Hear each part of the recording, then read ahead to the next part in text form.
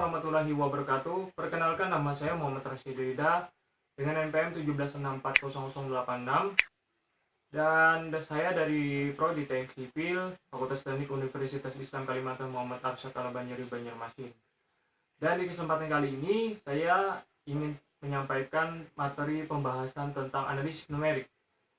Nah, di analisis numerik yaitu saya akan membahas tentang 3 cara pendekatan penurunan metode numerik dan orde galatnya. Langsung saja kita simak videonya.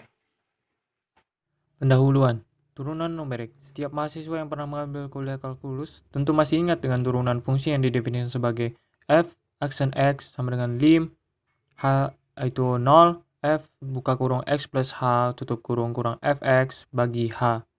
Nah, dalam persoalan menghitung turunan fungsi cukup banyak muncul dalam bidang rekayasa. Misalnya dalam bidang pengolahan citra image processing, turunan fungsi diterapkan untuk mendeteksi sisi edgy objek pada suatu citra. Nah, dalam numerik, sementara dalam perhitungan numerik sendiri, turunan fungsi dalam orde yang lebih tinggi, f aksen, f2 aksen, f3 aksen, dan seterusnya kadang-kadang diperlukan. Persoalan turunan numerik. Nah, dalam turunan numerik, ialah menentukan hampiran nilai turunan fungsi f yang diberikan dalam bentuk tabel. Tapi keakuratan meskipun metode numerik untuk menghitung turunan fungsi tersedia, tetapi perhitungan turunan sedapat mungkin dihindari. Alasannya, nilai turunan numerik umumnya kurang teliti dibandingkan dengan nilai fungsinya.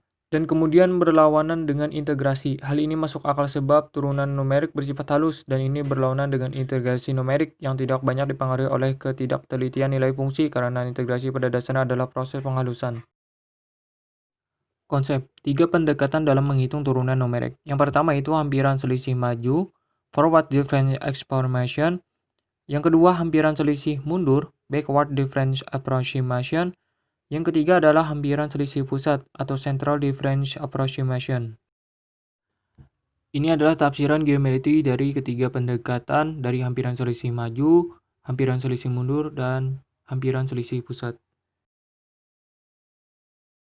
2 cara penurunan pendekatan. Rumus-rumus turunan numerik untuk ketiga pendekatan tersebut dapat diturunkan dengan 2 cara, yaitu dengan bantuan deret Taylor dan 2 dengan hampiran polinom interpolasi.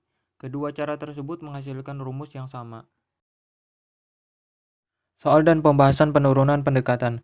Rumus apa yang digunakan untuk menghitung f aksen 1,3 dan f aksen 2,5? Penyelesaian. Untuk menghitung f aksen 1,3 pada tabel digunakan rumus hampiran selisih maju, sebab x sama dengan 1,3 hanya mempunyai titik-titik sesudahnya alias maju, tetapi tidak memiliki titik-titik sebelumnya.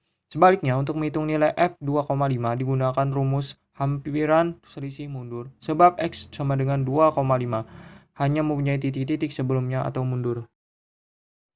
Dan selanjutnya, hampiran selisih maju kita hitung, F0 aksen sama dengan F1 dikurang F0 dibagi H plus OH.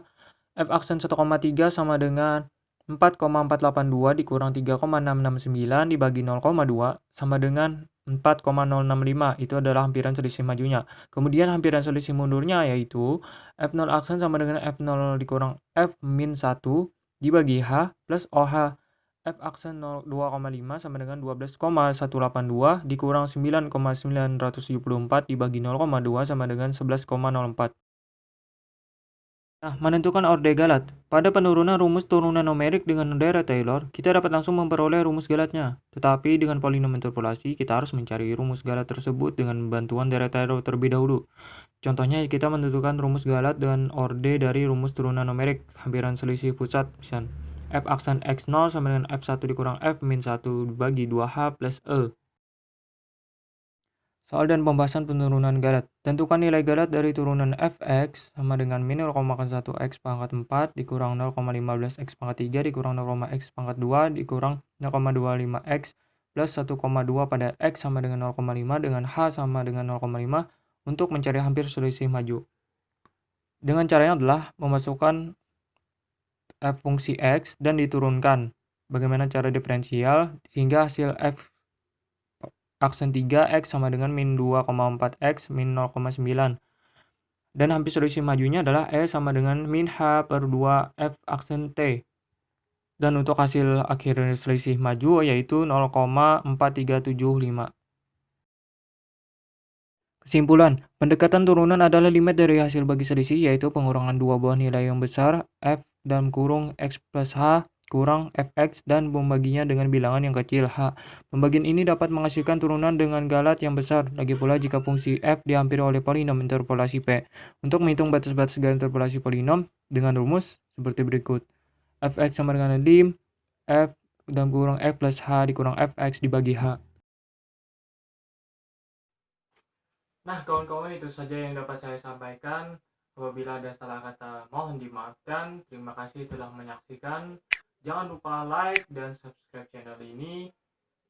Terima kasih. Wassalamualaikum warahmatullahi wabarakatuh.